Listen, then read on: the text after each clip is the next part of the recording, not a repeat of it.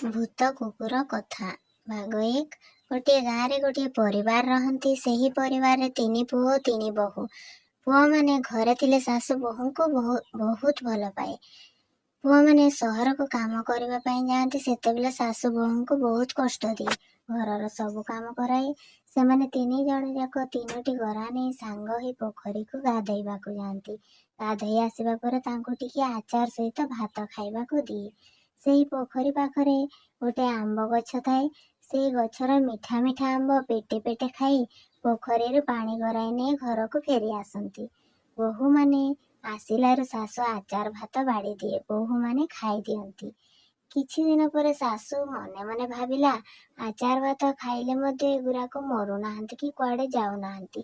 ଏଗୁରାକ ତ ଆଉ କିଛି ଖାଉନାହାନ୍ତି। ଏମିତି ଏତିକି ସୁସ୍ଥ ଅବସ୍ଥାରେ ଅଛନ୍ତି। ଏମାନେ ତ ଆଉ କୁଆଡ଼େ ଯାଆନ୍ତି ନାହିଁ, ଖାଲି ପୋଖରୀକୁ ଗାଧୋଇବାକୁ ଯାଆନ୍ତି। ସେଠି କ'ଣ ଖାଉଥିବେ, କାଲି ଯାଇ ଦେଖେ, ଏହା ଭାବୁଥାଏ।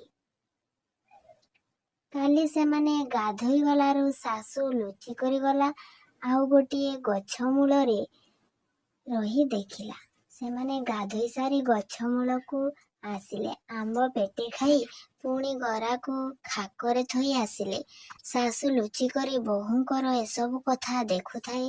ସେମାନେ ବାହାରି ଆସିଲାରୁ ଶାଶୁ ସେହି ଆମ୍ବ ଗଛ ପାଖକୁ ଯାଇ ସେହି ଆମ୍ବ ଗଛକୁ ଅଭିଶାପ ଦେଲା ଯେ ଏହି ଆମ୍ବ ସବୁ ଖଟା ହେଇଯାଉ। କେମିତି ଲାଗିଲା ଭାଗ 2 ପାଇଁ ଆପଣ ଅପେକ୍ଷା କରିବେ।